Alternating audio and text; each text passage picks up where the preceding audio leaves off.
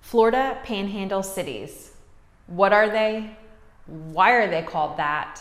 And which one is your favorite?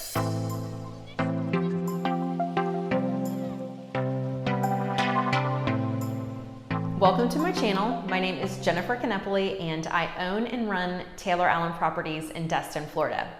Go ahead and click that subscribe button up there.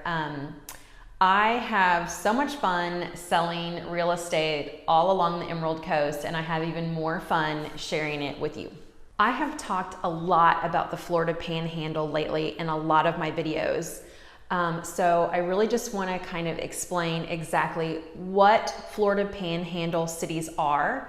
And I also want to answer that question, why is it called the Florida Panhandle? Well, it's really just to describe a part of the state that kind of tugs away from the main part of the state.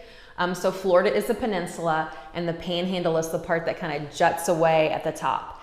And any panhandle, if it is one, cannot be a peninsula. So it's not a peninsula, it's not part of our peninsula, it's just that top part that tugs away from the rest of the state. So we know that the Florida Panhandle is the top part of the state. It does share a border with Alabama to the northwest, and it shares a border with Georgia to the northeast. And it does include all of the Florida beaches along the Emerald Coast, which were once called the Forgotten Coast. It is the last part of Florida that has been fully developed, and there are still some smaller coastal communities along the Gulf of Mexico that still hold on to that title, the Forgotten Coast. The main Florida Panhandle cities are, starting furthest west and working our way east, we have Pensacola, Florida, Miramar Beach, Florida, that runs into Fort Walton Beach, Florida. Can you see a theme here?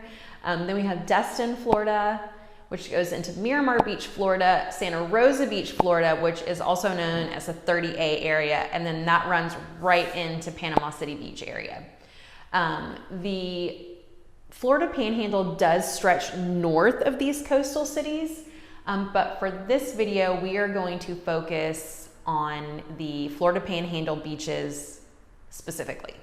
Okay, Pensacola has it going on.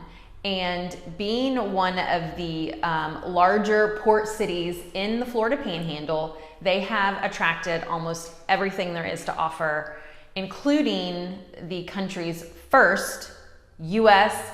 Naval Air Station, which is home to the amazing Blue Angels flight demonstration team and the National Naval Aviation Museum. Pensacola is one of the largest metropolitan areas along the Emerald Coast and offers so much. You have the beach, shopping, dining, arts and culture. Pensacola is home to the main campus of the University of West Florida, which is where I graduated with my psychology degree. Great degree to have for real estate, by the way. They also are home to the semi-pro baseball team, the Blue Wahoos. We love to go watch them play. And a fun fact about Pensacola, the very first sanctioned sailboat race from the US to Cuba since the 1950s was actually hosted from Pensacola Bay in October of 2015. My husband sailed in the race from Pensacola Bay to Cuba with a team of friends, and they got second place. Okay, so you're traveling down the stretch of beautiful white sandy beaches that connect Pensacola Beach to Miramar Beach. Miramar Beach is actually the third largest community in the Florida Panhandle. I did not know that until today. That is crazy. The Miramar Beach does still give you that old Florida feel at the beach. You have more room to spread out, get a little bit more privacy, as opposed to some of the other Florida Panhandle beaches along the coast. Miramar's population has obviously grown over the years. It is actually home to a lot of military personnel because we do have multiple bases in our area, and it's kind of a key hub area to get you close to several, I would say about 3 of the bases. Navarre has tons to offer when it comes to outdoor water activities, beautiful beaches. Fun fact for Navarre Beach, it is the #1 place in the area to play beach volleyball. They have a very popular spot right at the base of the Navarre Pier, and people actually come from all over the Emerald Coast to play volleyball there. Just a little further east, Navarre Beach takes you right into Fort Walton Beach, Florida, which is where I was born. I was raised there into my teens. Fort Walton Beach started out as an old Florida little town, which has grown into a mainstream working, living community, which is heavily supported by our 2 main military bases. They do have all of the offerings, which beaching, boating, they have restaurants, shopping, dining, all of the offerings that, you know, the other beach towns have also. They do host some very wonderful resorts and attractions, including the only Gulfarium in the Destin area, which has been around since 1955. One more fun fact about Fort Walton Beach, Florida, Jaws Part 2 was filmed here in 1978, which is the year that I was born. Destin, Florida, here we come. Once you hop over the famous Brooks Bridge and drive down a short stretch of natural beauty that is the white sandy beaches just before Destin, Florida, it takes about 10 to 15 minutes, you get into the true Destin area. I have talked so much about Destin in so many of my videos that I'm not going to go into great detail here. I will say that a fun fact for Destin, Florida would be that Destin was always considered a sleepy fishing village, tagged as the luckiest fishing village. It cannot be considered a village anymore. It is now home to one of the largest private charter fishing fleets in all of North America. Okay, Miramar Beach, Florida is kind of an extension of Destin. It does run into another county, so you get that name change there. For the longest time, people actually referred to this area as Sandestin. It is not Sandestin, it is Miramar Beach, Florida, which is home to the very popular Sandestin Beach Resort, which at one point in time was really the only thing was there, which is why people refer to that area specifically as Sandestin. Again, the Sandestin Beach Resort is sort of the main attraction. Miramar Beach is beautiful, just like the rest of the beaches along the Emerald Coast, and has all of the same offerings.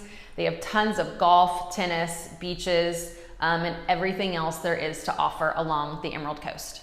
Miramar Beach, Florida takes you right into Santa Rosa Beach, Florida. Again, it's kind of an extension, but Santa Rosa Beach, Florida is really mainly the 30A area when you're speaking in terms of little coastal towns.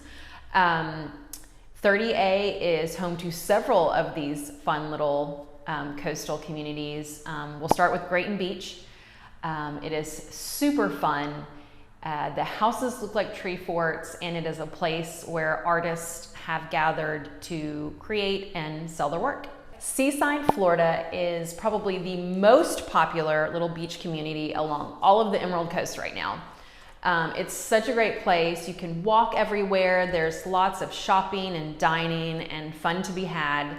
A fun fact about Seaside, Florida is that the Truman Show was filmed there in 1993. Then you get to Alice Beach. Alice Beach happens to be the 12th most expensive zip code in all of Florida. It is absolutely beautiful. Most of the buildings are white, which to me, it reminds me a lot of Greece. If you can't afford to stay or live there, you gotta drive through and see it. It takes about 5 minutes. It's a very small area, especially to be one of the top most expensive zip codes in Florida. Every year, Alice Beach hosts a huge celebration called Digital Graffiti for artists throughout the country. It is quite the experience, and I personally hate to miss it. Right after Alice Beach, you roll into Rosemary Beach. Don't blink. It's just as short and sweet as Alice Beach, and again, one of the most expensive zip codes in all of Florida. All of these beach communities along 30A make up Santa Rosa Beach, Florida, and they are home to some amazing beaches, wonderful resorts, huge houses, tons of shopping and dining, and a little extra luxury. 30A lands you right into the Inlet Beach, Panama City Beach area. Panama City Beach was an old Florida town, much like the rest of the Emerald Coast. It has, over the years, grown in size, population, tourism, and wealth. And just like the rest of the coastal cities or Florida Panhandle cities that we've been talking about, they have all of the same attractions and outdoor activities to offer. My fun fact for Panama City Beach is MTV used to host a lot of their spring break parties at the beach there. I may have gone to one or two. Watch my video, Best Places to Live in the Florida Panhandle, Emerald Coast, Destin, Florida. You know what to do. Like and share the video, subscribe to my channel. I am posting every Thursday about all things Destin real estate. Bye.